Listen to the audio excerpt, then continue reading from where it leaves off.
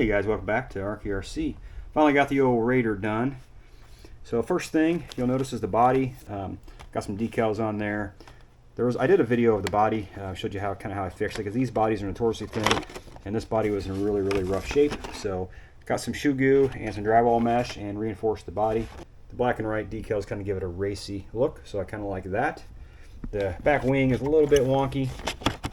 It's kind of in rough shape right there. So the wing kind of sits a little bit backwards instead of forward, but that's okay. No big deal there. But be a perfect runner, and actually looks pretty good, I think. So I kind of like it.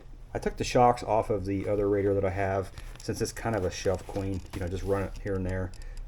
Didn't figure it needed to have oil-filled shocks on it, so I took those off of that, and put them on here, front and back. The shocks that were on here were pretty rough. They were all beat up. The springs were bent. They work pretty well. These Raiders were never known for their suspension. It's kind of, I don't know how to describe it, but kind of clicky, if you want to call it that. I got it working about as good as I get it working. Maybe put a little bit of softer shock wheel on the back there. But overall, turned out pretty nice. I'm happy with it. The servo is just a cheap Traxxas servo. Works pretty well. Not fast, but like I said, does the job. I've got a Holmes Hobby motor in there, a Retro Sport motor in there. I think it's a 19 turn.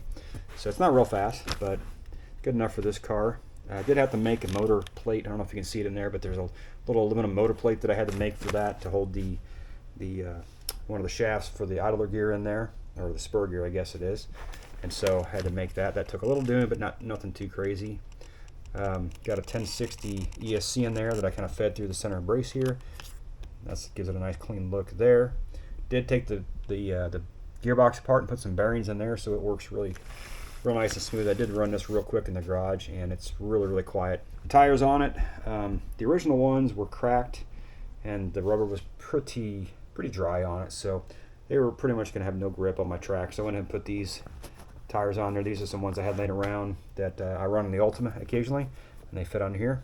So those ought to grip pretty well on the track. They do on the Ultima, so I would expect them to grip pretty well on this here. So the receiver I've got in there, it goes to my Google RC transmitter there.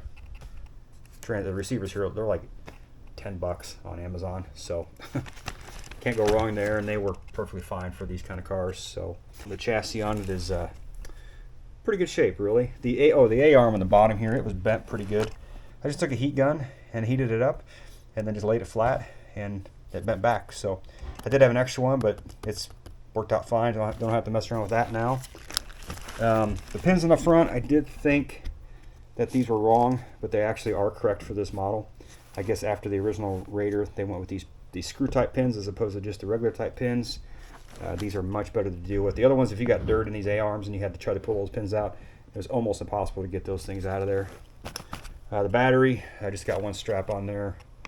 The battery, the design of this was not the best on these Raiders. The batteries always wanted to slide out like that as you're driving. So, which, you know, you could tell because your body would be popped out on that one side, but it is just the way it is. Those Velcro, the zip ties that they came with were not the best. But anyway, guys, that's going to wrap up this video here.